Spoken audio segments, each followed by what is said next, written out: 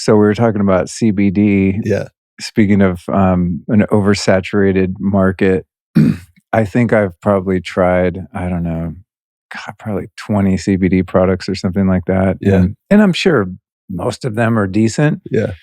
I've only really been able to, quote, feel one. It's a brand called Element Health. I mean, there's some other good ones I have in my cupboard and I use them and I'm sure they're working, but it's hard to come out with something in a market where there's a lot of similar products and have something that really gets people's attention. Right. So my friend Khalil, he's like, you got to try this CBD product. I'm like, dude, another CBD. Okay. He's like, no, trust me, just do it. So he introduced me to this guy, Adam. He was on the show. We'll put that in the show notes. And he sent me some of their gummies and I was like, holy shit. If I take one late at night, it makes me go to bed. Really? Yeah. And if I take it during the day, I'm almost too relaxed to crush it. What's the name of it again? Element Health. Like element, the 4 elements. Yeah. Okay. So element. Yeah, I'll give you some. I have some of his gummies. You have some? Downstairs. Yeah. Is it? Okay. But yeah. So anyway, just speaking of how it is to come to market with a product when everyone else is trying to do the same thing. So we'll be talking about your MTE for those watching on the video, More Than Energy, and want to find out how you arrived at that. So let's start out with, it's fun because I know very little about you. Yeah. You haven't been on 10,000 podcasts like many of my guests. So I learned, their favorite childhood cartoon by the time they come on and everything. Right. But you're kind of you're a new person to me. So give me a bit of your background, before you started getting into wellness as a business. So I've always been into wellness. Casually, right? Or for myself, goes back. I mean, I remember even being in high school and coming home and saying, Mom and Dad, I don't want to eat the school lunch anymore. Can't eat another turkey sandwich. I want to go to the store and start eating leaner meats. I was just like, that was sort of the beginning of it for me. We were getting up at 5 a.m. to go work out before school. It became very important to me early.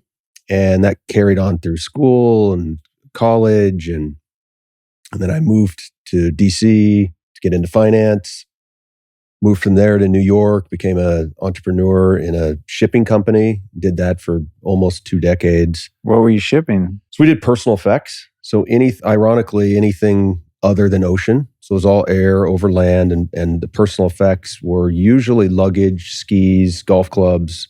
We'd pick it up at your house before your trip and it'd be there waiting for you when you got there. Really? Yeah. We started... because I'm interested in this. Okay, sorry, I'm going to hold the thought on the rest of the story. So say, I'm assuming that would be someone who's relatively well off, that's flying somewhere and just doesn't want to deal with carrying all their crap. Correct. That's amazing. That sounds like a great business. That was amazing. Yes. And it was a post 9/11 play because the airport changed obviously immediately. Right. Because my dream when I travel is always, and I think I've done this once in my life, I'm just going to take a carry-on. Right? I'm only going for a couple days. And then next thing you know, I pack up all my supplements and all my shit, and I got 3 suitcases. Yeah. And it's like, like James Bond never had like 7 rollers, right? He just had like his little, it's like, that's kind of the image. It's just a duffel. You just roll the in aluminum carefree. Briefcase handcuffed to your wrist. That's right. Yeah, exactly. So that's what this did. And it was, what was cool is like, it was very service oriented. So a lot of times it would be sent ahead and then we'd coordinate with the hotel and they would unpack it, steam it for you, hang it in the closet. I mean, there was no limit to the amount of service. And we started in New York City. And I remember it was like my 2nd or 3rd day there and we were doing tri-state at that point, just Jersey, New York, Connecticut. And we're obviously working very hard to get the phones to ring and get this business off the ground.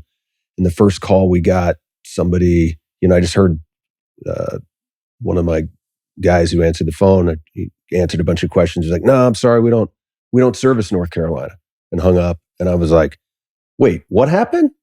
And he was like, it's North Carolina. We don't, we're just tri-state. And I'm like, from now on, never say no. Like anybody calls, we service it. We'll figure it out. And so by virtue of that, we quickly grew to over 100 countries of service. Wow. Just by if somebody called and was like, "Do you serve Italy?" You bet we do. We're the Italian specialists, and then you'd hang up and be like, "Oh shit!" And then you figure this out, right? That's funny. So it grew over time, and then obviously we expanded our offerings too, where it was corporate relocations, a lot of cruise partners, different hotel partners, but that was the genesis of it, was personal effects. So that's what we sent all over the world, and bikes, and you name it. So it was really cool, and everybody that used our service basically lived your dream, right? Like they would just carry their briefcase or their bag of supplements, and we would ship the rest. So I did that for a long time, sold the business in 2019, and just before COVID. Clearly didn't know that was on the horizon. But good timing. Yeah, it sure was. Dumb luck. I bet whoever bought it was thinking bad timing. Yeah. I'm sure it's the opposite conversation, right? They've since rebounded. I know that, but it, just like everybody, early 2020 wasn't great. So I'm now a free agent and sort of free to do anything I want. And I knew all along, I always had this undercurrent of health and wellness. It was always important to me. It was always a discussion I loved with my friends or experts or anybody I could find. I always tried to learn and amalgamate all the knowledge I could and bring it into my own life and share it with my family, and on it went. So I'm looking at post-sale, an opportunity to do anything I want. I kind of felt like after I graduated college, where it's like, I have a degree and now I can go do anything I want, but I don't want to screw this up, right? I could pick the right lane. And that's kind of how I felt there. And I knew one of the things that I knew was I want to do something that I was passionate about. And it was always health and wellness, helping people be well, helping people be the best version of themselves. Because for me, like we were talking earlier about just how your mood can change based on whether or not it's sunny, and having the sunlight. And for me, I like being around people that are happy and fulfilled, and they're easier to get along with. They're kinder, nicer. It's a better world, right? And I believe largely that can start with your physical well-being and feeling good. Nobody's the life of the party if they have the flu, right? Or not feeling good physically. So we started, that was the beginning of the thought process, and started thinking, well, you know what? Why don't we put a team together and create something that can help people do all these things and be well? So then we started defining, well, what's that mean? What is being well? And we started, you could just see the beginnings of this. It all started with energy for me, but not in a way we've seen for the past 30 years, which is just a siloed, we're going to hammer you over the head with a bunch of caffeine and you're going to have energy for 4 or 6 hours, whether or not you want it, right? And then anything else that comes with it, just tough shit, right? This is more of like, you have energy because, we wanted to provide energy because we wanted people to have the opportunity to say yes to things that they wouldn't otherwise do, right? Go to that party they wouldn't otherwise go to, or go to the dinner, or cook for the family as opposed to ordering in, or you name it, right? It's endless. But it was less of the energy drink and more of just energy as a component of wellness. That was the mentality. But then we started thinking, okay, well, what good is that if you still have brain fog? You can't do anything with it, or you're anxious and you're in a shitty mood, or you are overly stressed. You can't sleep at night. You have insomnia. Can we sort of help all of those things and provide energy at the same time? So that was sort of the genesis of how MTE, the MTE is an acronym for more than energy. We initially thought more than just energy, and that quickly trademark lawyers are like, that ain't happening. So then the lawyers, man. Yeah, man, they always get you. Yeah. Always spoil the plans. Always. And then I had a lot of people were like, man, it's 3 words. Everybody can remember 3 words or 3 letters. It's all in threes. I mean, propaganda always uses three, right?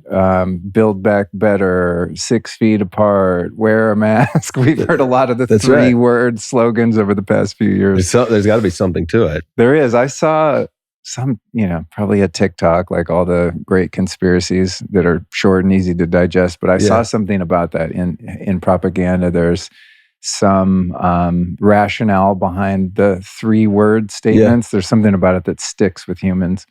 Makes sense. And I think it's also rhythmic. It's bing, bing, bing. Yeah. Or like it's just bing, bing. It's not bada bing, bada boom. Right. Well, that's good too. So tell me this, because I always find it interesting when people have a different path into what we could just broadly call wellness, health, right? Most kind of health fanatics that I meet in my personal life or people that I have on the show had Lyme disease, or their mom had cancer, or they have some kind of, up against the wall awakening where there's a crisis of some sort, and then they really get committed to doing all the things. Did you have anything like that in your past, or was it just something, as you said, when you were a kid, you gravitated toward just intuitively? The latter. Really? Yeah. That's so rare. Yeah. I've thank God it's been, we came at this from a place of, we want to meet you wherever you are, right? Whether you're recovering from Lyme disease or you've just lost 200 pounds or, whatever, we'll meet you wherever you are. But we came at it from a point of just taking where you are and elevating it, as opposed to a fix, or, it certainly can be. But as an example, I've never used energy drinks. Like, I just did a video yesterday. I had the first drink of the Celsius of my life. What is that? It's like an energy drink. Like a Monster? They do like something? $1 billion a year in sales or something insane. Did you feel like you were on crack? I didn't drink the whole thing. I'm scared of it. I can't. That's the thing with most. I mean, not so much in the health space, but I find, I don't know, if you go to a gas station, like if anything says the word energy on it, it's a hard pass, because I know on the other side of that is like a shit ton of anxiety. Right. I think that's what's cool about MTE, like I was telling you. And again, not just saying this because you're sitting here, but I'll experiment with different things people send me. Your team sent me some stuff, and I was like, cool. Just read the ingredients. It's like, this is interesting, and we can talk about some of those. But one of the tests I like to do is wake up in the morning. I always just have a glass of water first thing, maybe take some systemic enzymes too on an empty stomach. And then I'll experiment with something akin to energy first thing to see what the impact is. And if it sets me over the red line of not feeling relaxed, that's like always, I guess that's what a flow state is, right? Where you're focused and you have, mental sharpness, but you're also relaxed. I mean, I think that's the kind of the alpha brainwave state that most people find to be the most effective way to have a good day. So I've been doing that for the past few days in preparation for our interview, and just first thing, empty stomach, 1 scoop of that. And I don't feel any anxiety at all, but there definitely is a lift, which is interesting. And that's very rare, because most things that give you energy is like, even if I do it, it's like, I know I'm going to pay the price, but I'm just depleted. And so I'm willing to take the hit at times. So anyway, let's go back to what I find interesting about this, because I have ideas for products and shit all the time. And then it never moves past idea, because I don't know how you set out to do that. So you get the idea like, hey, there's kind of a gap in the market here. You got some coin from your exit from your very cool idea of a move your luggage company. What's the first step? Like, do you hire a formulator? I'm so curious how you actually bring something to fruition beyond ideation. Yeah. I don't know that we did it right or not. I mean, I don't know what the normal path is. We were actually told throughout the process we were sort of abnormal. Like, to skip ahead a little bit, we ultimately worked with an Ayurvedic formula, one of the master Ayurvedic formulas in the world, who moonlighted on this for us. And he was like, this is awesome. Like, I've never done anything. Like, you guys came to me and said, this is what we want to do. This is how we want to accomplish it. Like, can you help us talk through ingredients and walk in synergies and how different things will work with the other things. And so your point of like having some smooth energy, but feeling calm. Like how can we achieve that? He said every formula he's ever worked on started with, all right, who's the target audience? And then what's our price point? And then how are we going to market margins? And then now there's like 3 ingredients in the world that I can use to in order to fulfill all of these prerequisites. Where we were like, look, we'll figure that out. For us, it starts with the product. And we were very particular about, just what you said earlier put a smile on my face, because that's exactly what we wanted to do. Like, excessive caffeine is, you pay the price at some point, whether it's immediately, you get jittered. I mean, everybody metabolizes it differently. That's one thing that a lot of people don't recognize. So some people can take a cup of coffee and go take a nap, right? And then some people can have the same amount of caffeine and be sweating and have heart palpitations and just, and just like same amount of caffeine. Why is that? Because it's a different way we metabolize it. But the price is usually paid some way, somehow, whether it's adrenal fatigue or something more immediate where you're getting heart palpitations, or most people fall in the normalcy, if you will, which is, you get a little bit of a spike of cortisol, a little bit of the epinephrine spike, and on it goes, where it's not extreme, but you're paying the price a little bit. Maybe you're not sleeping as well. And then this cycle begins to sneak up on you. Anyway, to answer your question, I'm off on a tangent. You said you were going to go on tangents. That's good. We could call this show the Tangent Podcast. Yeah. I think there is Chris Ryan, a guy I interviewed. He has a podcast, or had. I don't know if he's still doing it. Tangentially Speaking, I think it's called. Oh, yeah. Great guy, brilliant guy. He wrote the book Sex at Dawn. Okay. Which is probably the demise of many relationships over the years. People have thought, we're supposed to be polyamorous. Give it a shot. Doesn't work out so well usually. I like to just have organic conversations. So feel free to meander wherever you want to go. Okay, cool. Well, there's no stopping me now. Nice. So anyway, to answer your question, so we went to him to begin, because he has done this for a very big corporation, and said, "This is our idea. Like, what do we do?"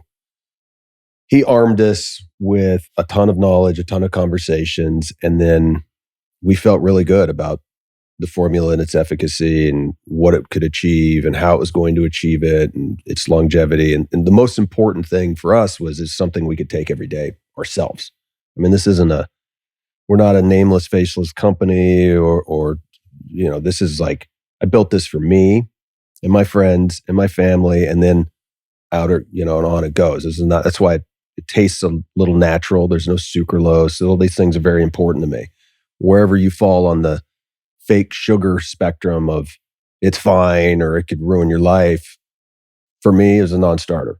So that's why we don't carry it. So once we established that, we were told, find a good manufacturing partner, because the supplement business is the Wild West. I mean, it is insane. I mean, I felt like some of these manufacturers would make you meth if you wanted them to. I mean, it was like, not really, but like, it was a little loose. So we found a really reputable manufacturer, all American based. They're Utah, Dallas. We make this powder in Phoenix. Great guys, really above board. And they were extremely helpful in not just taking an order, but being our partner and recognizing, okay, you're ground up here. Let's get you with our compliance team. Let's put you with our science team. Even though you've come to the table with the formula, let's talk about how we're going to flavor it, or what flavor do you want it to be? I mean, because we initially came to them with the adaptogens and nootropics and a couple superfoods that are in there. We didn't know anything about flavor. We didn't, it was like, we want this to be chocolate or cherry, or what do we want to do? So they were very helpful in that, and helpful in helping us talk about packaging. It's like, all right, great. You have, you want 13 adaptogens and nootropics, superfoods. Like, now what? You want to do powder? You want to do a drink? I mean, because you can do anything, right? You kind of get lost in all the options. So they were very helpful. And once you've come up with the concept and you found a manufacturer, and you're a good manufacturer, I think was really important. We're sort of off to the races, and we just learned. I mean, we learned where to get our bags from, as an example. Our stick packs, or the travel packs, called stick packs in the industry, where to get those made, because they're different than your manufacturer. They only do the powder. And then where do you get your raws from, and what kind of quality control do you want from those? And I think a really good manufacturing partner is key to, at least it's been for us. We would have been, I think, we'd still be, I don't know what we'd be doing without a good manufacturing partner. But I think it was aided by the fact that I've been an entrepreneur for many, many years. So a lot of it was just find a problem, solve a problem, and then next, as opposed to I've never done this before, and then letting that be the dead end. Where it was more of like, I've never done this before. This is awesome. We're going to figure it out. And it's worked out so far. I think that's a characteristic that entrepreneurs have in terms of risk aversion. Yeah. There's, I think, a certain type of person that's just wired to work for someone else. Yeah.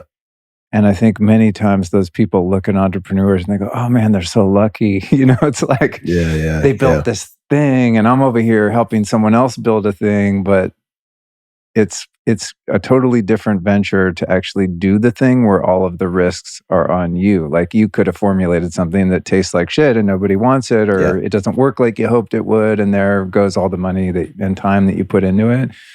It's something I've observed just with different people I know, and some of them will try an entrepreneur path for a while and then go, I can't take the pressure, I can't take the risks, and then go back and find their place being in a supportive role of someone else who enjoys or is willing to take the risks, because there is a certain, I don't know, it's a certain type of person that's doesn't mind making mistakes, doesn't mind losing, doesn't mind failing because they don't view it as failing, right? They look at it like, oh, cool, that was brutal, but I just learned something that's going to get me to the next step. Right. What do you think it is about you that wired you to be an entrepreneur versus somebody sitting behind a desk helping someone else build their vision? Oh, man.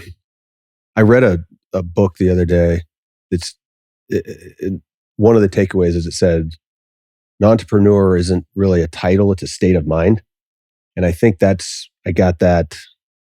I've always had that. And I feel like I kind of got that in a weird way. My dad's company had offices, and then all of a sudden they started working from home. And so I would hear him working, and one of his gripes was people just not taking responsibility, or just, was like, figure it out type of mentality. There's no excuse is good enough. Right? That was, if he had a mantra, he never says that. I'm putting words into his mouth, but it was like, no excuse is good enough type of thing. Like, just get it done. I also kind of learned that from sports. Like, I remember I played football, and I'd have a lineman would come off the field and say I was getting held. And the coach was like, well, don't let him hold you. Instead of like having an excuse, it was like, just there's no excuse, right? Like, they scored a touchdown, whether or not you think you were getting held, right? So I think I brought that kind of, it was a state of mind. Like, my first job, I worked at register at Arby's, and I didn't look at it as like, I'm in this shitty job, slinging roast beef sandwiches. It was more of like, I'm going to be the best at what I'm doing right here. I can control my little business here, which is this register and this customer service of anybody who steps in front of me. And even though I didn't consciously have that thought, like, looking back on it, I realized I sort of did. And I think that just sort of grew. My job in DC, I mentioned when I moved to DC, I was in a big company and I learned a ton. I thought there was great value in learning processes and learning teamwork, and on it goes. And I had an amazing boss, and even my boss and his boss, they were great. I find them like early mentors and learning. Like, my boss's boss, I remember, I stayed in the office. I worked till like midnight or something crazy working on this report. And the next day came in and was like, like, is this your best work? And I was like, yeah, this is my best work. And he's like, no, it's not. Try again. Right. So, I learned, like, it was very helpful to learn that standard and be pushed beyond what you think is possible. But I always had that mindset of, I want to just bootstrap myself and be responsible for my own luck, if you will. And I love it. Like, you talked about fear of failure a little bit, or the safety of a little bit more structured environment. And I like ton of merit to that. I totally get it. But I just love it. And I love, like, as a microcosm example would just be doing a sales call. If you go get the sale, it's a rush that's tough to replicate, because it's something that you've created it. You've told the story. You've created the narrative. You've got everything, all the process, everything that you've done. I mean, everything about this brand, this is like didn't exist. We created everything from the color scheme. We initially started, it was blue. And when we got the sketches back, I was like, blue doesn't feel natural at all. Like, nothing really in nature is blue aside from like the sky and blueberries.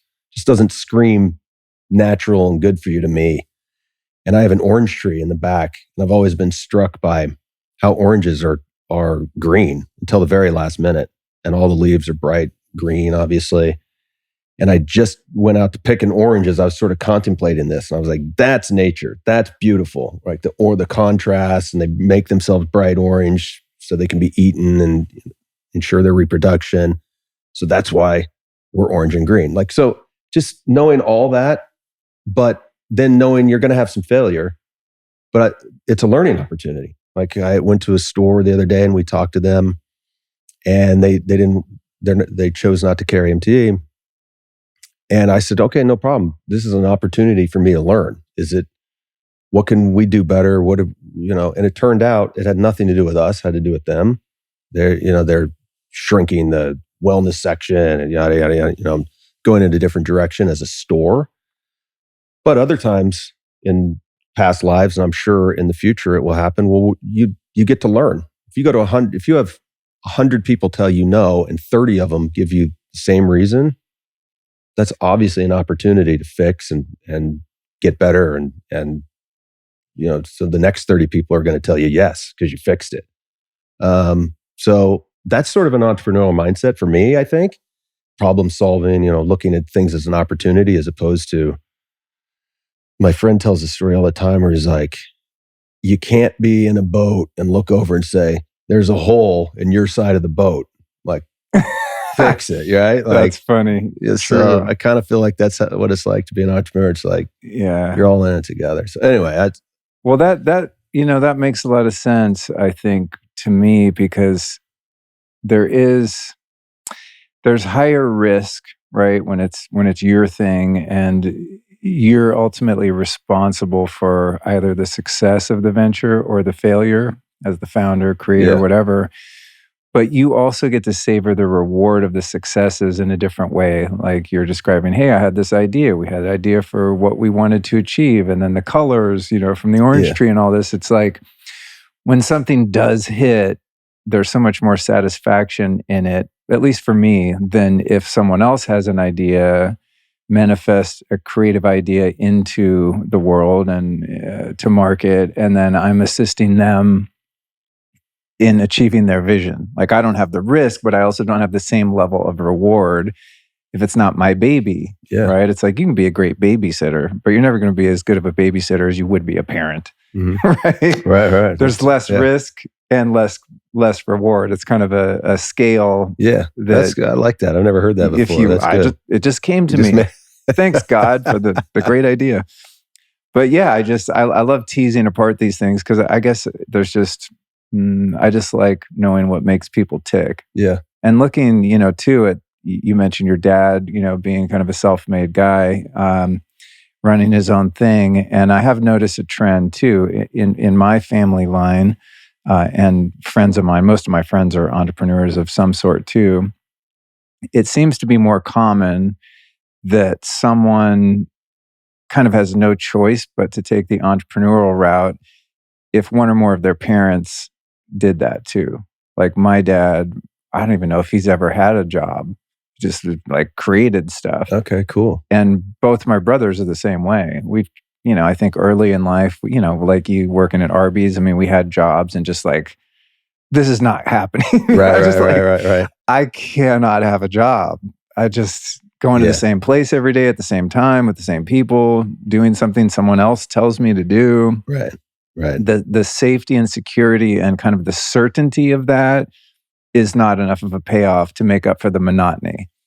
Sure, I get that. And it just, when I look at my family, that's just how there's something in the DNA, I guess is what I'm trying to say, It's interesting. Yeah, my brother has a coffee farm in Hawaii.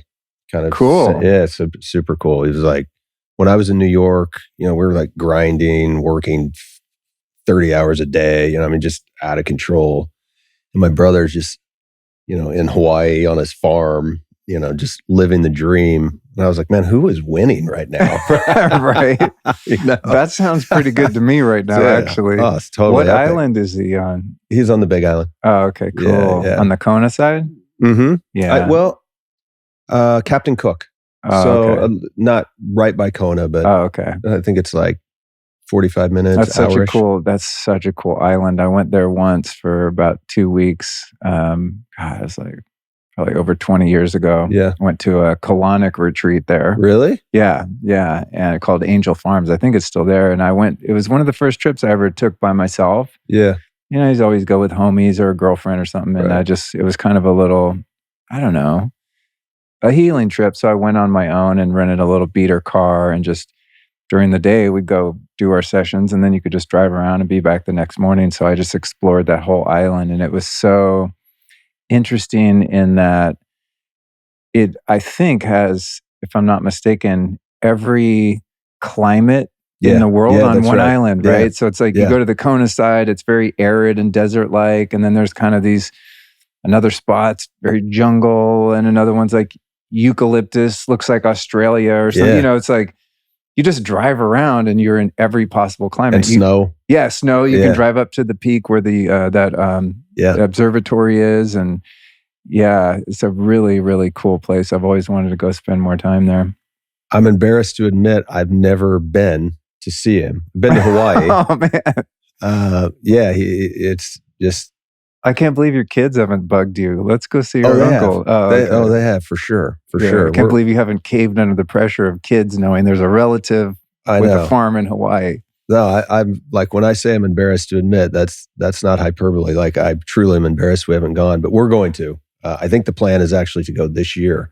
So we're like, everybody's super stoked. And I've been to Kauai and Oahu, which was great. I mean, I loved it, but I'm really excited to go to see him. Obviously, my brother, he comes. And the other thing is, this guy, like, I'll call him and be like, hey man, we're going to have a barbecue this weekend. He's like, yeah, all right. Yeah, I'll fly in for it. He'll like fly in from Hawaii for the weekend. Wow. So he will show up. So I can't wait to go see what he's doing, return the favor. But yeah, he's been out there.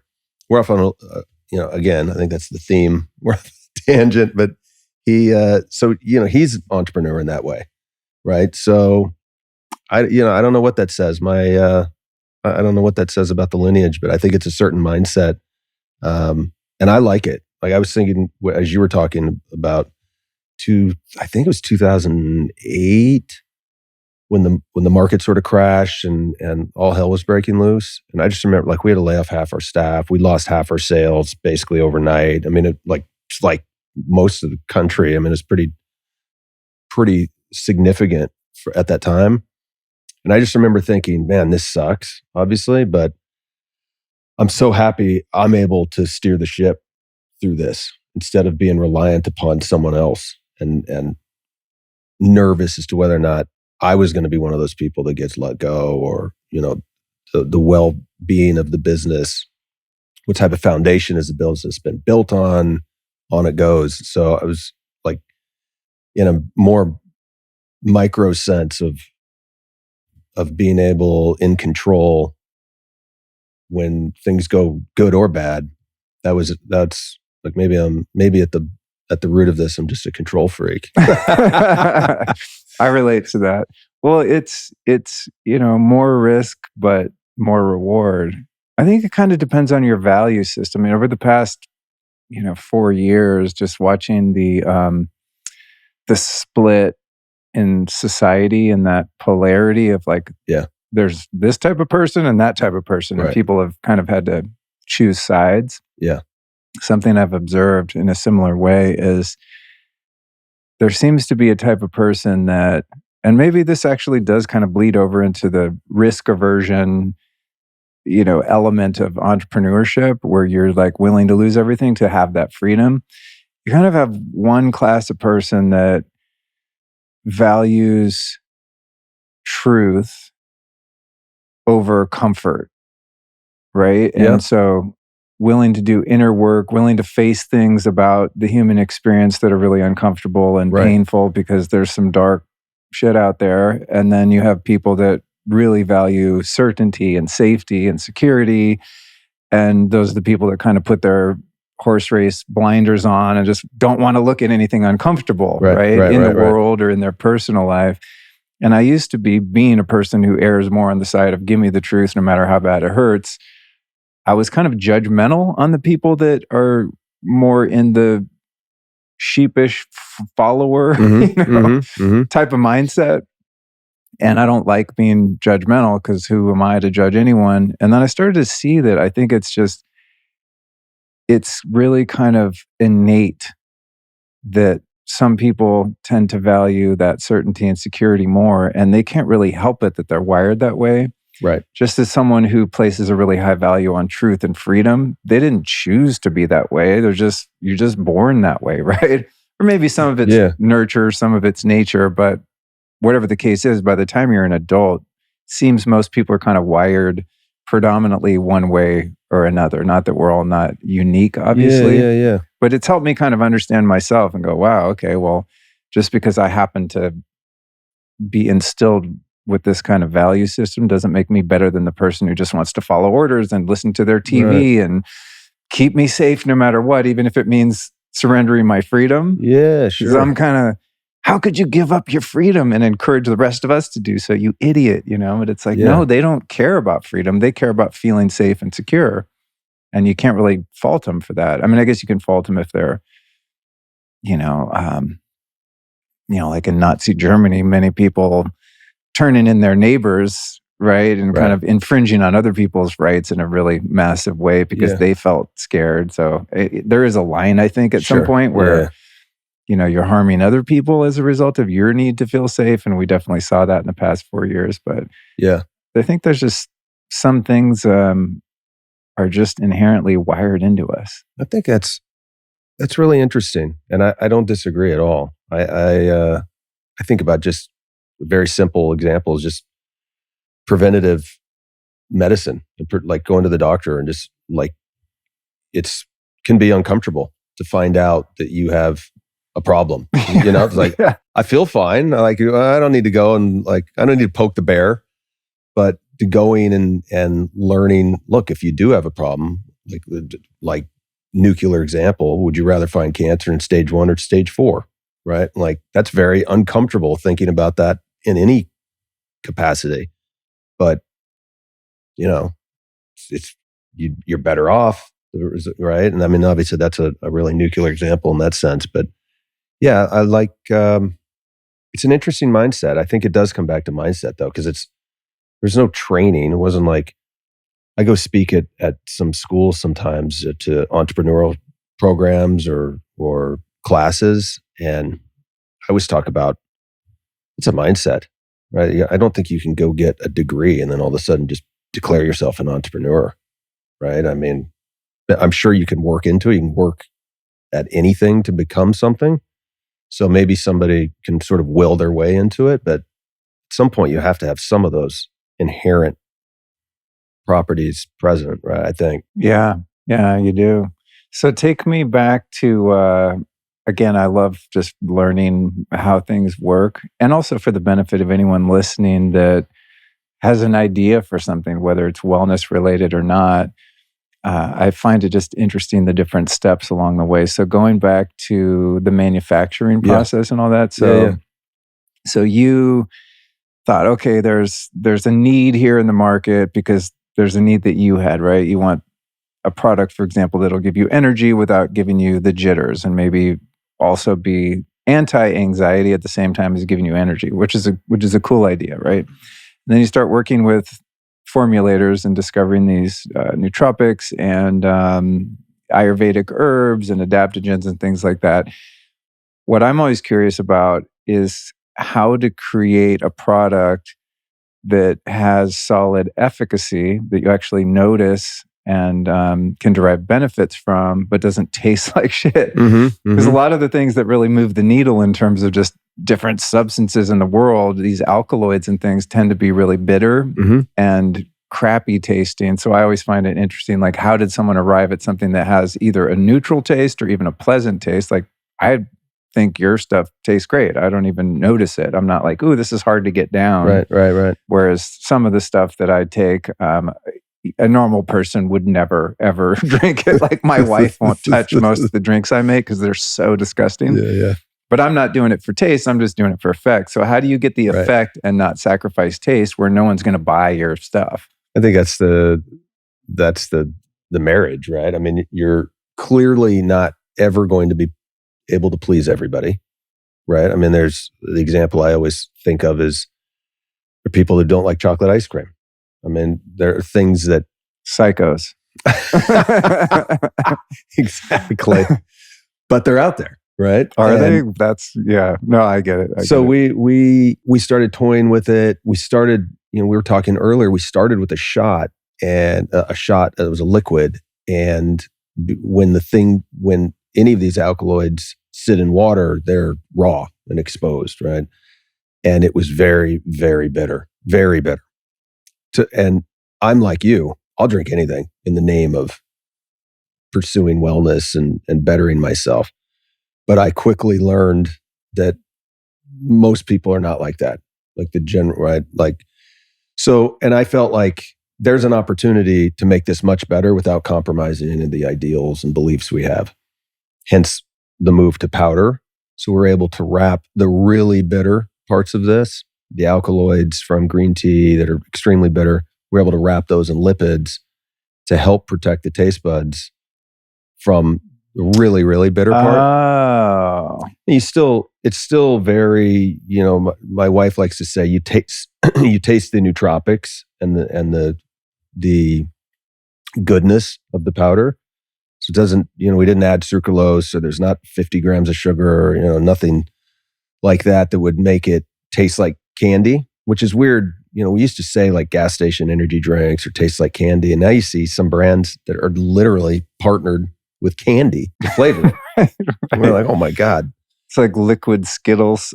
Yeah. It's like melted Skittles. Right. Correct. Right. Or Starburst. Right. Like they've truly done partnerships. So that's kind of what we're up against, but obviously totally different products. But that was important to us. We wanted the most amount of people to take it, right? So part of that was staying true to our ideals. We formulated, I don't know, we must have tried 50 different just flavors in terms of how do you clear the palate? Because I've had new brands emerge and they send me some of their samples, like when they're starting out, and hey, taste this, what do you think? And it's like, I feel like I can't really tell if I would taste them in the same day. You know what I mean? Like I'd have to, if they send me 30 samples, it would take me 30 days. Yeah. Like I was saying, wake up first thing in the morning with a fresh palate and then try it and see what it actually tastes like versus it's like if I don't know if I've ever gone wine tasting. I used to do a lot of wine chugging, but just put it this way. I open my wine bottles with a screwdriver and a hammer. Oh my God. It never had a cork, the corkscrew thing. Anyway, it's a whole other story. But when people go wine tasting, right, I believe they'll take a sip of, sparkling water in between or something like that to clear your palate. So how do you even go through that many iterations and determine what something tastes like? Do you have to take breaks or? So the short answer is you had it right. You do one a day, or you do it over the course of many hours to break it up. What I learned, particularly our palate, the bitterness, you grow tolerance to it. So if you're tasting something that has a bitter undertone and you're doing it with repetition throughout the course of the day, by the end of the day, and when I say end of the day, it could just be a couple hour session in the lab or an early morning session, everything will taste great because your body has grown that tolerance in that short amount of time.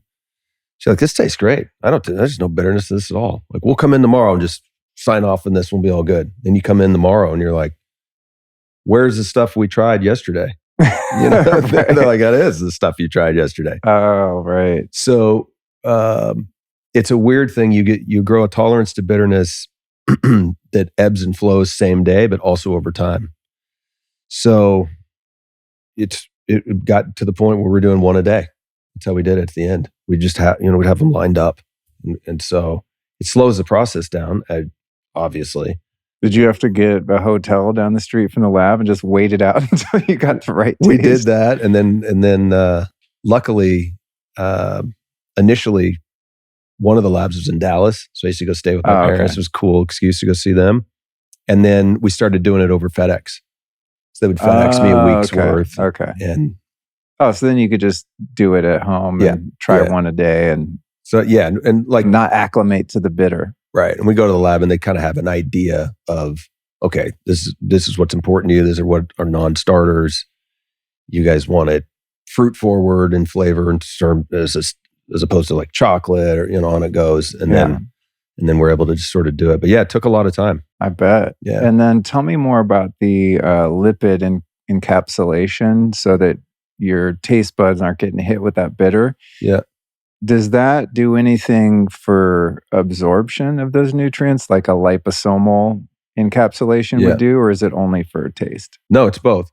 Now, I mean, that's an ambient benefit. It was done purely for taste. But you get it just by virtue of the, the way it's constructed, you get all the benefit of it once you've ingested it. But it's for 2 ingredients that we use, the T-creen and the dynamine. Everything else is nowhere near that bitterness. I mean, if you take T-creen or dynamine raw, I mean, it is like shockingly bitter. It's hardcore. It's hardcore. Tell me about those two, because when it comes to this class of product, you often see kind of the same things, right? Yeah. Spirulina or whatever, it's like everyone, maca, just these adaptogenic herbs and things, which are all great and they work. That's why people use them. But you guys had some things in here that I was like, what even is that? And those were 2 of them. Yeah, okay. I like when I'm surprised because I'm like, oh, cool, there's something I haven't heard of. Let me learn, It's, well, you're not alone. I mean, you look down there and saffron and ashwagandha and all the usual suspects that everybody knows. T-creen, dynamine are sort of the secret sauce to this in terms of the energy, because when you have excessive caffeine, it's very difficult to support stress response, better sleep at night, even a calmer mood, because excessive caffeine is giving a headwind, all of that, right? It's spiking your cortisol and which has effect on, that's obviously stress response, mood, raising blood pressure, stimulant, on it goes. Can contribute to insomnia. So when we were like, we need to do something different than excessive caffeine. I mean, there's a reason why that's all you see in the market, or you have something that's a different product that can support, better sleep at night. Product there, energy, there's a product here, mood, there's another product. You get some GABA or theanine. Like all these things were just disjointed and fragmented. And it was like, to your point, I was going through the airport like Frankensteining my health with like 100 different products, right? And in its own bag. Spend a lot of time with TSA. 100%. Yeah. So it's like a 50-50 coin flip, whether they're going to stop you versus your average person never gets stopped. Right. I mean, I think. Yeah. Every time we go through one of those things, I'm just like, oh, here comes the pat down. Well, I start getting nervous. Like you get the pat down every 10 times, and then you go through a couple and they're like, yeah, go ahead. And you're like, you sure, dude? Like everybody else is caught, Right. They're like, what are you looking at over there? My hack for that is I tell them, if they're like, what is this thing? I go, oh, it's either, if it's like a technology, which I'll travel with all kinds of weird biohacking stuff. I go, oh, it's a medical device. And they're like, oh, okay. And if it's like supplements and stuff, I'll be like, oh, that's medication. And then it speeds up. They're still stopped your bag, right? And you got to wait at the little station for them to do the dynamite detection. Right. But they tend to shut up pretty fast if you just say it's a medical device, it's medication. Then I don't know. There must be some code that makes them, not, I don't know, be as likely to hassle you. But anyway, that's a winning tip. Carry on. We knew what we wanted to do, and so I actually have to give credit to our Ayurvedic formulator. We said you should check out these alkaloids. Come from a green tea leaf. They have all the benefits of caffeine. And in fact, when you look at the clinical studies, there's a little bit of a faster onset and longer duration than caffeine, but without many of the side effects associated with caffeine. We were like, dude, are you serious? This is like exactly what we need. And he was like, well, the pitfall is caffeine is basically tasteless. This has a little bitter. So, can you live with that? And we're like, yeah. That's for us. That was the genesis of what we wanted to do. Putting there are thousands of products with a ton of caffeine in them, right? And some of them better than others. To our conversation earlier, that's like, here's another new vitamin C product. It's like, we can't do that. Everybody's done that every which way. We wanted to do something different and special. And so that being the foundation of, okay, we can support your energy, but you're not getting all the pitfalls that come with caffeine. No brainer. And so that's those two products, and it's fascinating. They come from green tea leaves, and the way the plants, move, because most plants create caffeine as a pesticide, right, to protect, to ensure its survival. Coffee and the coffee cherry, and then they have the bean, caffeine, and green tea leaves. All this, anything that has caffeine, but they don't need to produce the caffeine year round. Oftentimes, once they've ensured their survival, they can it takes a lot of energy to create caffeine. So they sort of, if you will, I'm getting super layman's terms here, but the sort of walk back to production. And that's where you get these T-cream, dynamine, they're nature identical of like a walked back caffeine from a green tea leaf, or it can be found in a few things. Cocoa plants, I think even grapefruit, some of them. So in trace amounts, these are obviously much like melatonin and some others. They're made nature identical because it's so tough to find in nature.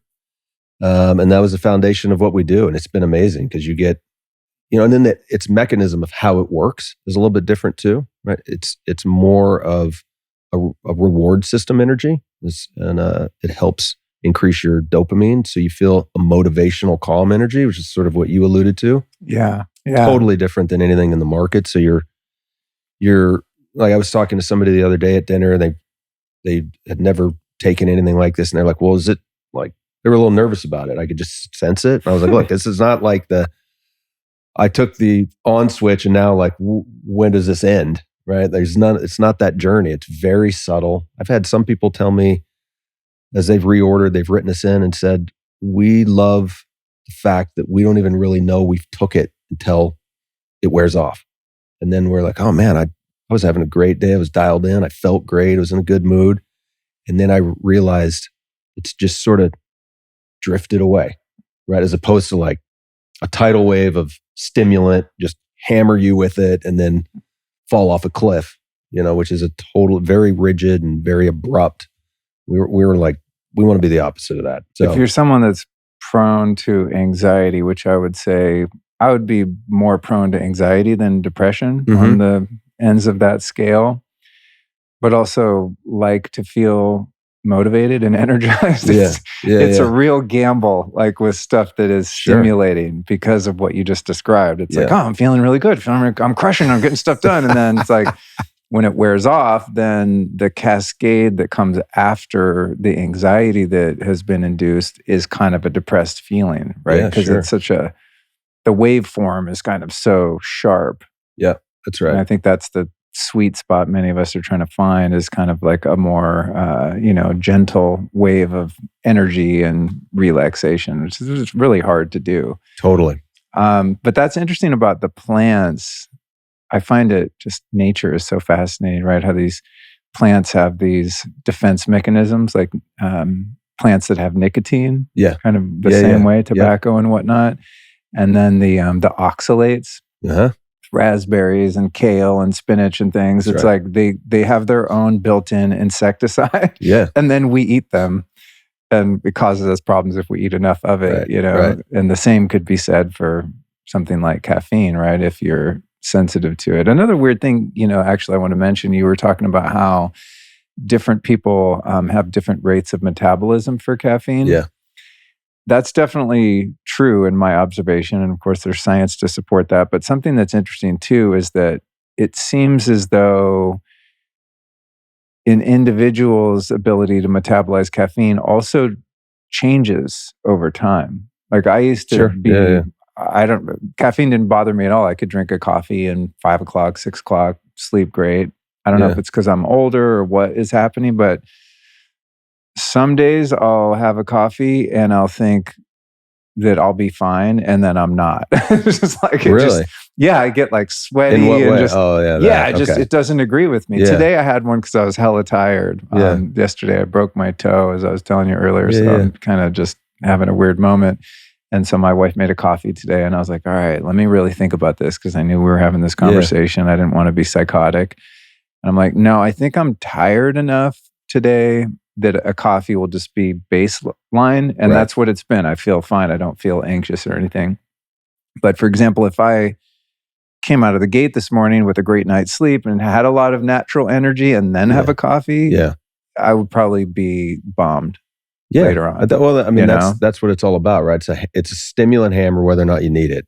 Right? Like there's no movement to homeostasis, or, it's not adaptogenic where it's like, we'll kind of move you up or down depending on where we'll sort of meet you where you're at and then softly take you to where you want to go, hopefully. This is like, just what you articulated. The only problem with your story is you should have been in the MTE. I did have one this morning. I had an MTE this morning, and then I think because I was so in a sleep deficit that I was like, I don't think this is going to be enough. So I hammered a coffee on top of it. Today I got lucky. I played the slot machine, and I'm like, oh, feel good. It's funny. A lot of people get backed up where they're like, I love coffee, and I'm like, so do I. Like it can. People want to quit coffee. This can absolutely replace it, but you can also use it in conjunction with it. It has, because of the way we subtly I like your example because we've always used that, like soft rolling, we don't like the sharp of anything, right? So soft rolling, feel good. And then all the adaptogens and everything else to sort of help keep it smooth, if you will. So they can play nice together, or it can just be a full-blown replacement. Well, the word adaptogens, I think, is the key, right? Because as you described, certain substances can modulate your energy, and like in Ayurveda or Chinese medicine, the herbs that have stood the test of time are those that can be taken every day and have cumulative effects. It's not like a sudden thing that knocks you on your ass because it's so relaxing or makes you too hyper. Those are the things that have their uses but aren't really designed by nature to do every day. Right. Yeah. Tell me about saffron, because you were like, oh, that's one you see around. I don't know that I've heard the word, but I don't know that I've ever seen that used in any product before I found you guys. What does that do? Yeah. So saffron is like the superpower of this thing. I love saffron. It sounds like we're sort of parallel paths in the sense that saffron for me was what I put in my paella, and that was sort of the end of it, right? And it was like, everybody's like, it's super expensive, Yeah. But I didn't know that all the properties of like concentrated saffron is unbelievable for mood and sleep. So we use the world's most studied saffron from Spain. It's a patented extraction process. It's amazing. And they've done all these clinical studies on it at 28 milligrams, where it's, they have the placebo at a lower milligram.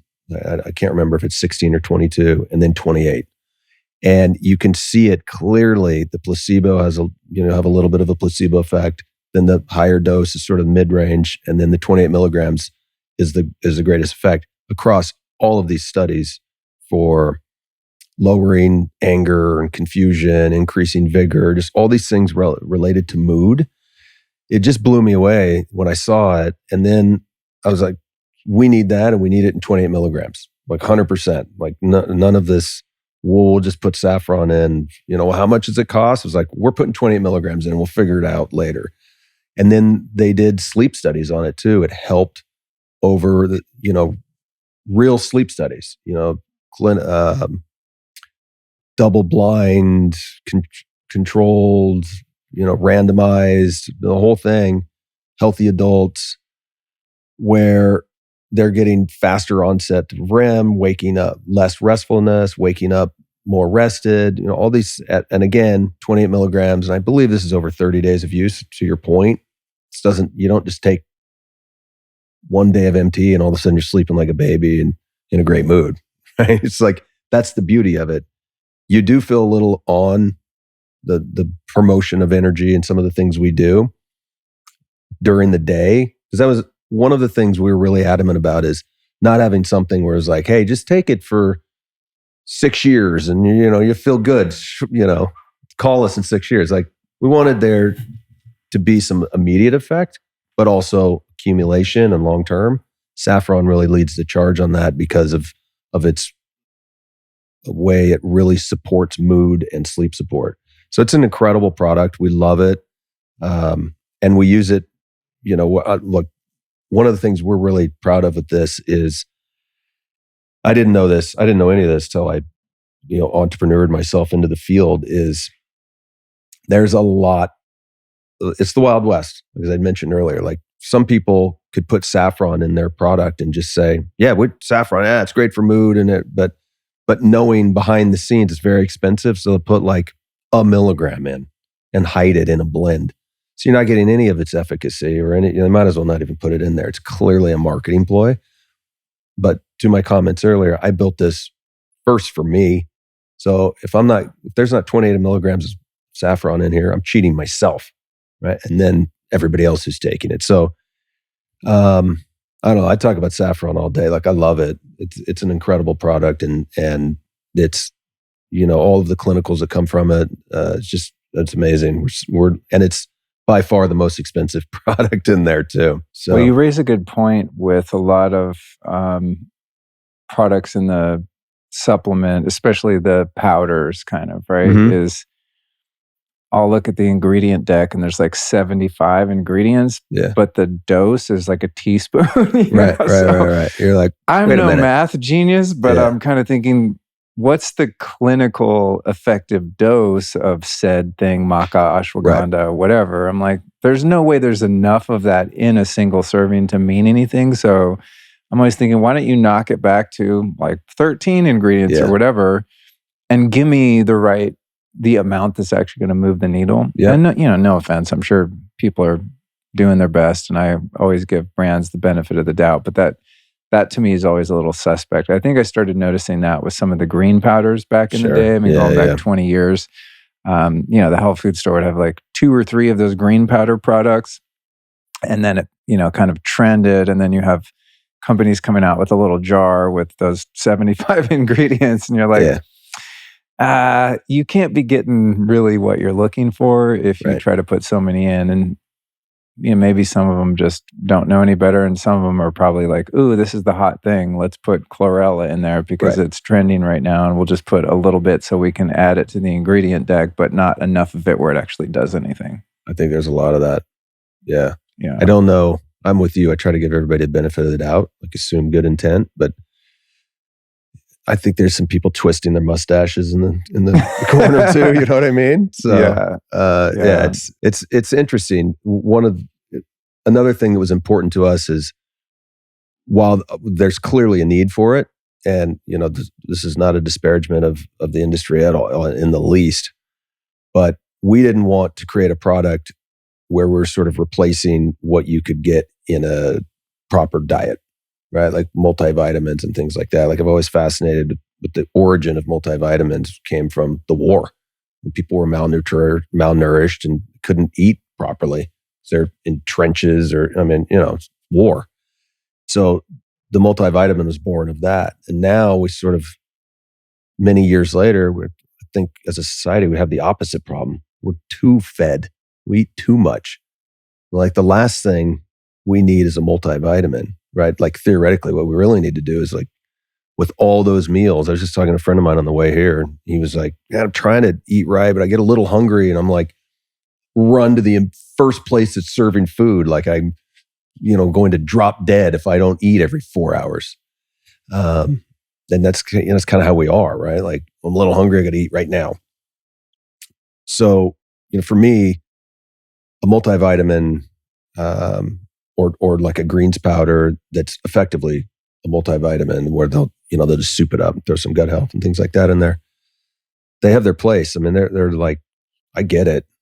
But we didn't want to do that. We wanted something that was like, no one is going out and finding alkaloids in green tea leaves and eating concentrated saffron and ashwagandha and all the things that we put in here. That's not a deficit in your diet. This is a true supplement where we're meeting you where you are and elevating you. That was the plan. Yeah, makes sense. Tell me about the L-theanine and GABA. Yeah. So I love both of those. I always felt like, to your anxiety point and sort of focus, anxiety, calm mood, we wanted to try to support that, and having energy, like going back to the origin where we had energy, we looked at products that gave you energy, but then like a good friend of mine was I can't believe, he did this. So I'm embarrassed to tell the story, but he took like one of those energy shots. That was like his daily supplement. He would take like a vitamin, one of these energy shots. And I'm like, dude, what are you doing? Like, you get some sleep or change your lifestyle. Like, this stuff is not good for you. And he was like, I know, it doesn't even work. Like, I still have brain fog. I'm more anxious than ever. And I'm like, dude, cause effect here. Like, back off that stuff and you'll be fine.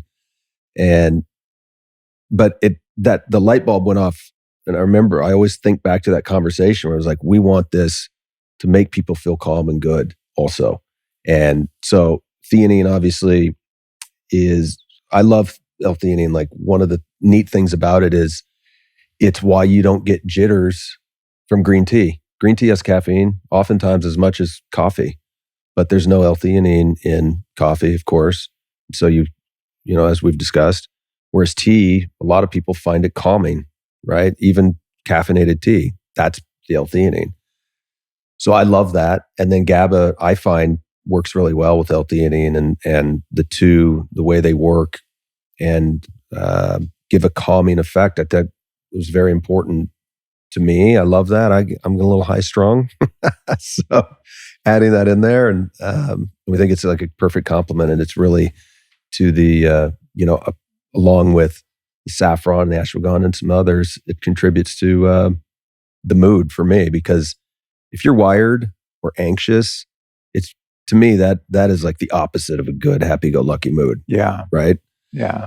And that's, this is meant to do just that, right?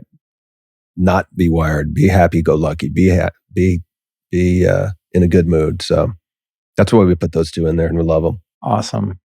If someone's listening and they have the entrepreneurial bug and they think, man, I have a great idea for some type of product in the wellness space, what would be a couple words of caution, things to look out for? Based on, I don't want to say mistakes, but learning experiences, soften it up, learning experiences that you've had on the journey. And I ask this because you're someone who came from a totally different industry and it's just like, hey, I'm going to try this thing, which is pretty daring considering, Yeah, it's been really fun. I'm like, it's getting to the point where it's like, I like it so much. I need to dial it back and maintain balance in my life. I love working on this and growing the brand and spreading the word. Some of the pitfalls, I really think it's just the industry at large. I think you have to find good partners, well-meaning partners, people that will do it the right way. There's a lot of people cutting a lot of corners. There's a lot of great products out there too. So it's tough. It's I think that's probably, we didn't learn that lesson. We just kind of got that advice early, and you could kind of see which way the wind's blowing too. I think sometimes when it's too good to be true. I mean, my manufacturer make this at one price, somebody else will make it for half that price. Just didn't really pass the smell test, and then you don't have to dig that deep to figure out why.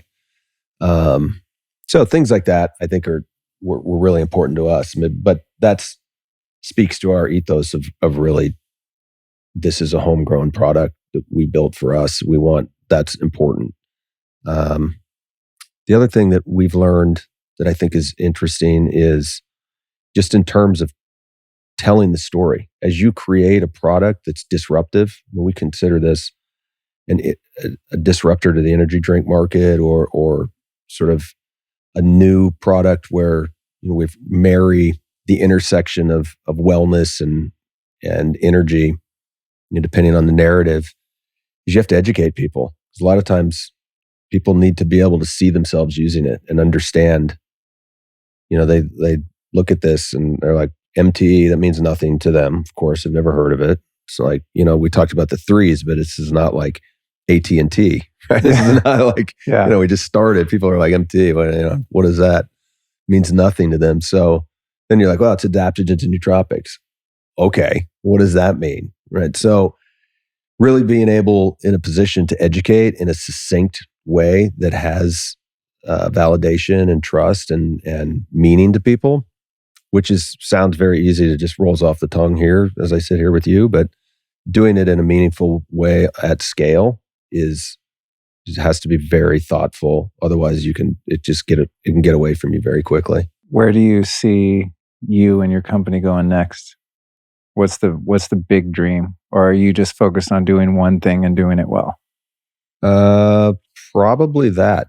When we're coming out with a second SKU in a couple months. That's pineapple mango, and we're going to use it's all the same ingredients for the wellness part, but this will be with paraxanthine, which I know you know well. Love it.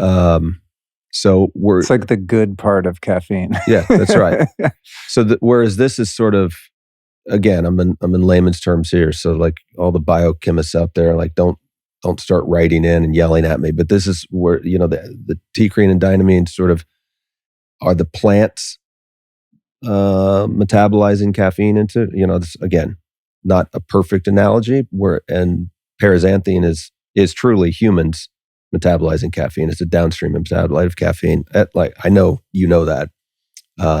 It's Sean on here, and I mean that's his baby. Yeah. So that's next for us. We're going to do that, and the reason we're doing that is it's a little bit smoother. We're going to call that every day. This will become what is known as MTE Performance, and then with the paraxanthine will be MTE Every Day. A little bit more smoother, different flavor. And then I think that, maybe down the road, we would think about doing a liquid, but we want to stay true to this formula. We think this formula can change millions of people's lives, make it in a good way, make them better, more productive, happier, more fulfilled, you name it. I think all that's a product of feeling good. And we really want to spread the word and educate people and we see it. I mean, we're seeing like unbelievable testimonials that we get from people that are just truly changing people's lives, from just being a little bit better at their job to one guy with wasn't able to golf due to a cognitive disability, and it saps your energy, and he hasn't golfed in 5 years. He's took MTE he was like, I guess he was on his second month or so, and he's like, wrote us to tell us was on the way to the golf course for the first time in 5 years. Like, That's stuff cool. like that. It was just super cool, right?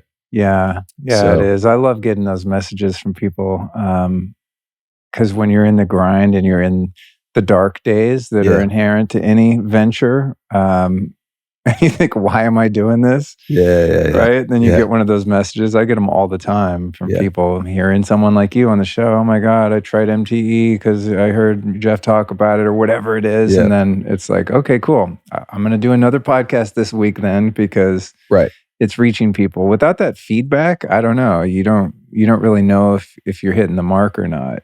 Totally. So I love that, getting reviews on the podcast and things like that. I think people don't realize how helpful that is to help kind of give, a founder direction. Sure. Getting that feedback. Or even, sometimes constructive criticism. You go, ooh, shit, missing the mark there. Thank God someone told me. You know what I mean? Yeah, no, totally. Everybody, but like as a society, we're sort of wired to, we're usually good on the constructive criticism. You know what I mean? It's like people are readily available, but we're all guilty of it, right? We're like, whatever it is, I do it all the time. I'll leave a restaurant and be like, man, that was like, service was unbelievable. That was just, what a pleasure that restaurant was.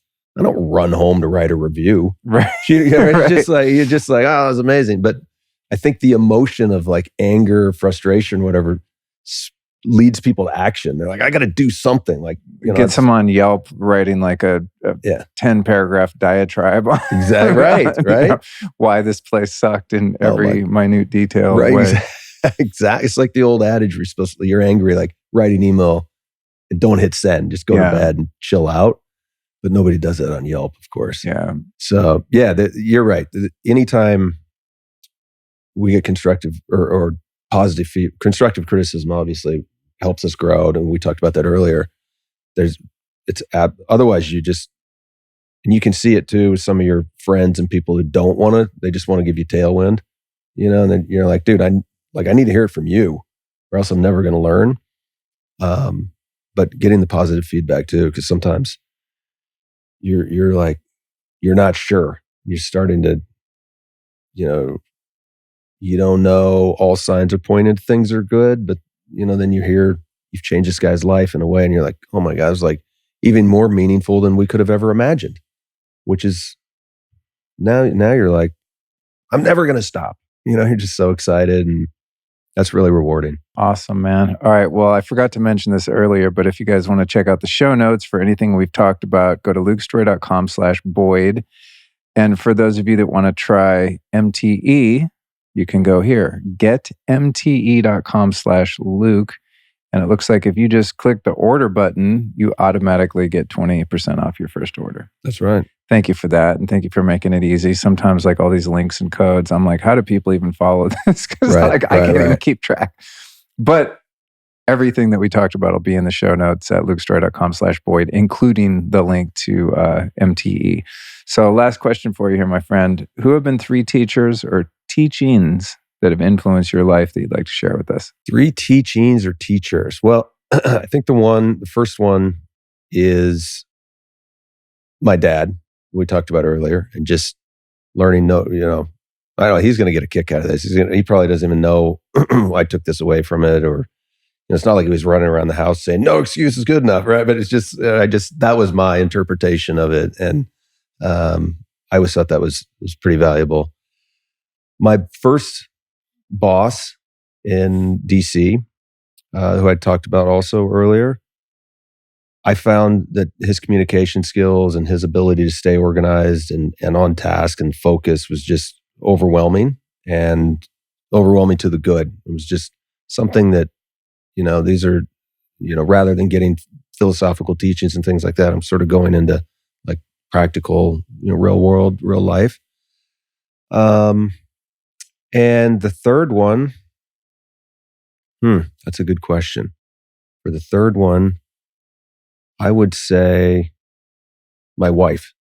She's also an entrepreneur, and I've learned a lot from her as watching her grow her brand and just balance life, friendship, because I find, I'm sure like you and everybody else, you get out what you put in.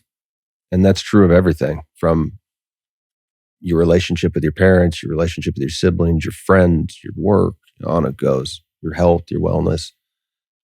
Seeing her apply that balance and really understanding, it's just as important to be a good daughter as it is a good mom, and on it goes. And that's been a big lesson for me. That's funny that you said that, because when you were saying the first two, I swear to God, I was having the thought, I wonder if he's going to say his wife, because you mentioned earlier that you're married. Yeah. And so I'm glad you did. If she ever hears this, boy, no.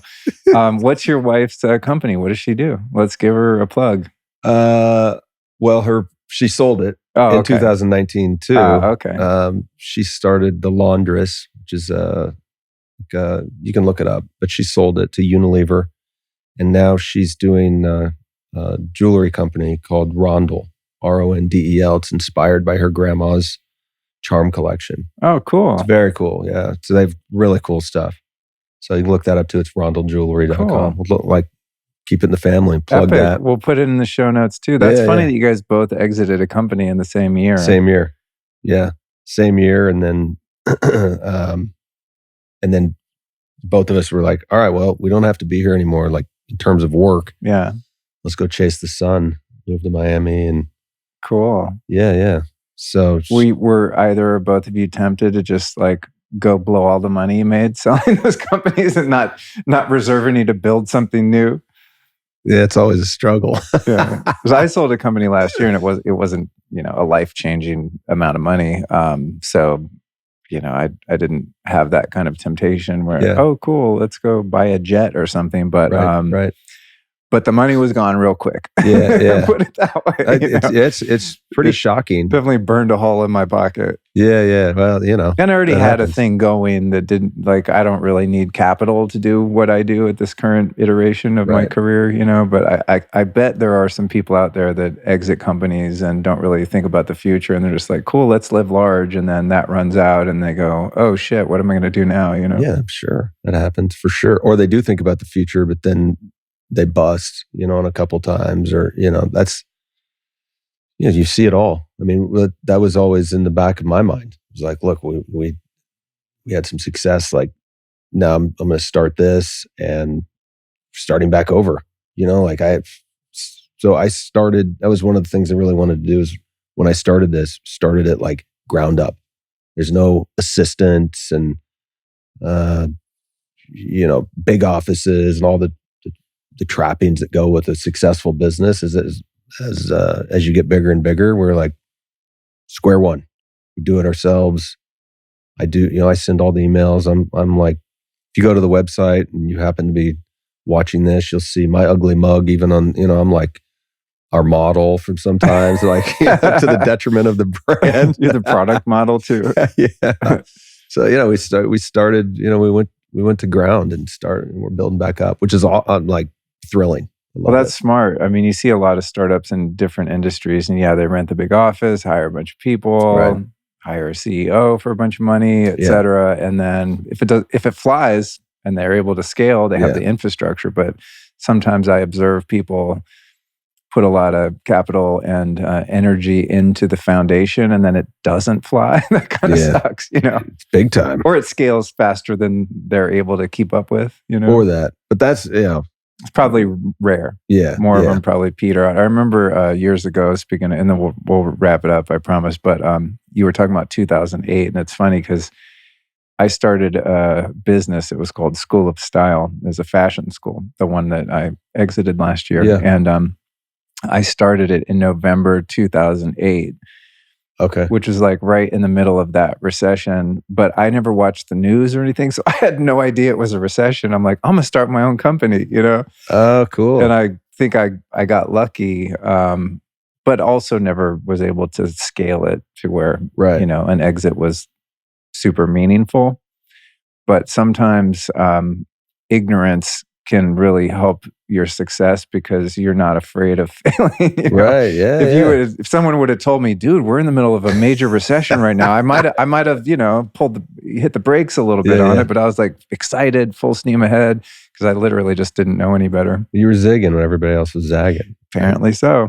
I love that. Apparently so. Yeah, I'm sure everybody was like, what in the hell is Luke doing? Yeah, bad timing, but maybe the best timing because fewer people were, putting their fishing line in the water at that moment. Right. Sounds like it worked out. It did. Love it. Yeah. Congrats. Thanks, bro. That's great. Well, congrats to you. Thanks for creating something innovative and cool that works and is part of my routine now. Yeah. I love talking to the faces and names and minds and hearts behind things because so many of the products out there are just kind of faceless, and I might enjoy them and use them and order them online or grab them at the health food store, and I have no idea where it came from, how it came to be. And it's always fun to see someone, especially kind of in the early stages of the journey, and I get to kind of watch them grow. There's been so many brands over the years, and they come out and I'm like, this shit is going to hit. And usually I got to say, I have pretty good intuition on that. So I'm excited to see, excited to see your success and see you move to Texas soon. Yeah. Hopefully I'll see more of you, man. Thank you. Likewise. Yeah. Thanks for coming by.